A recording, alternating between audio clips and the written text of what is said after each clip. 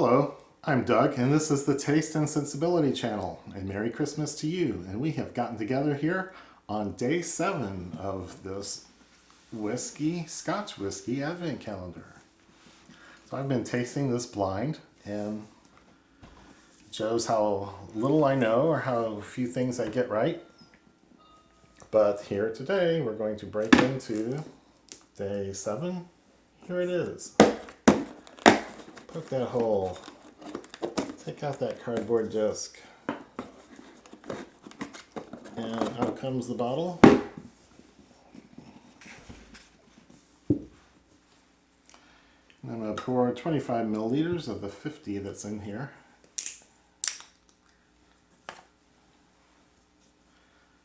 And this is an older calendar that's been around for 5 or 6 years.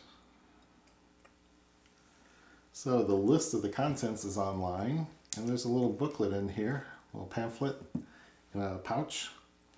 There, the bottle's in a little lens hood, so I can't see what the label says. But the contents are available online, but I've been careful not to look at them. May have noticed a couple of the entries before on someone's YouTube channel version of the calendar. That's pretty pale, which is a good sign to a Scotch whiskey drinker. So all I do is nose and taste these, try to guess the ABV and the age, the region and the maturation type wood. And it's not real formal, and I'm not real good at it, so it works out. This is malty, strong malty, and not very funky. I think standard Speyside and Highland type thing in a bourbon cask.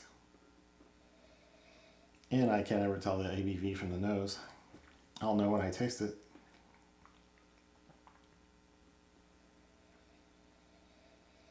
Yeah, I get a good maltiness.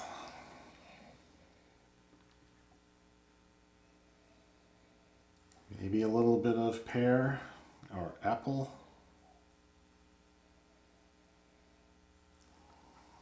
Touch of honey. It smells like it's right in the middle of Speyside. Very light. Light in character, no sign of sherry, no sign of peat.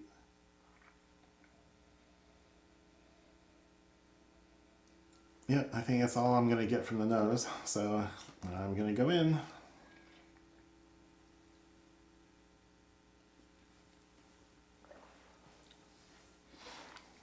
Wow. Strong. Malty, but there's something else just as loud as the malt. Like an odd kind of wine finish, odd kind of wine maturation. Like a white wine or some cognac spirit or something like that.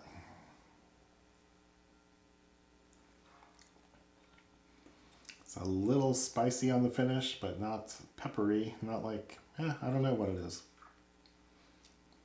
It's a combination, and it's just now dying out. So let's try again. I haven't had many like this.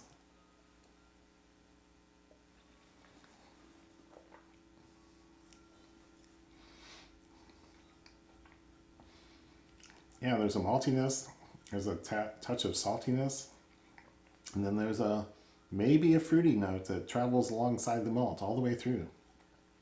I can tell them both on the arrival, on the development.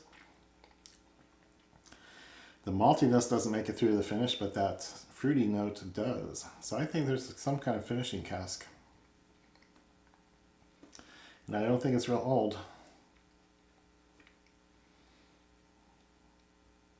I think it spent a few months or a year in a strong, active finishing cask and not a long time maturing in a bourbon cask.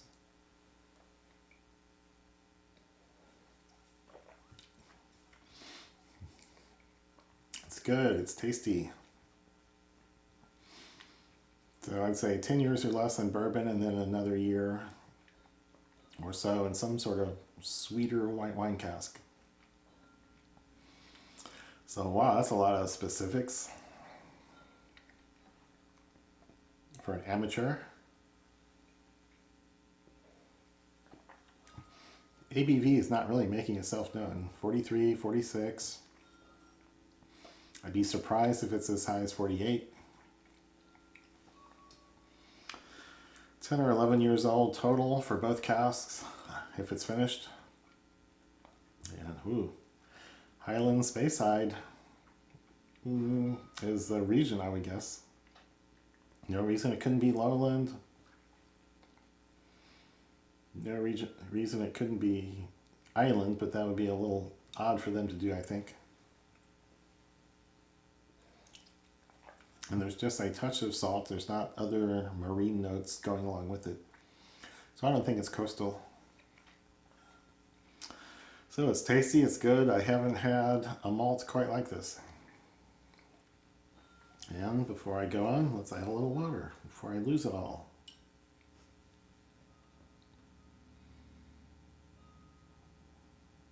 Come on, you can do it.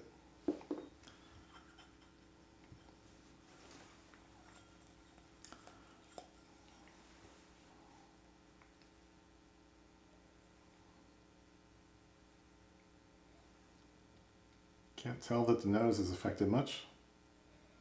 Didn't have much of a nose.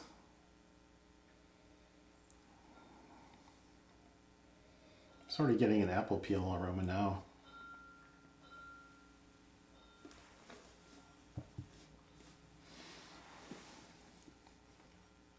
Malty. I'd say the fruity character popped up a notch or half a notch. There's a little more of that grapey. It's some sort of white wine or a fruit brandy character to it. So yeah, this will be interesting.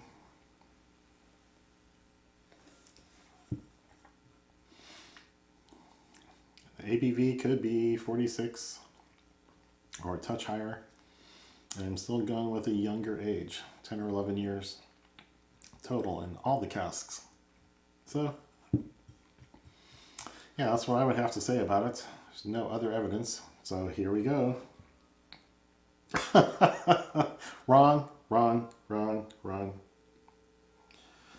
Okay. Let's see who the independent bottler is. Samaroli, 1997, Strathisla, 18-year-old. American oak, which means bourbon. Cask number, and then the region is Speyside, 45% ABV. So I got everything but the age and finish. There's no finish.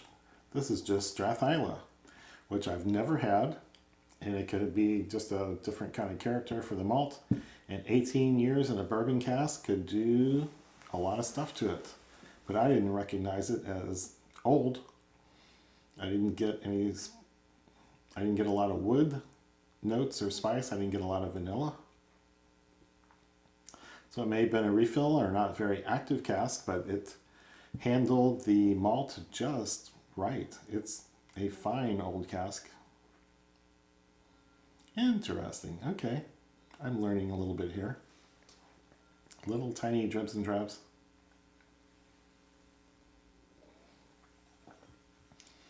Year-old Strathisla. Nice. So there's a little fruitiness in the spirit. That's very good. So I like it.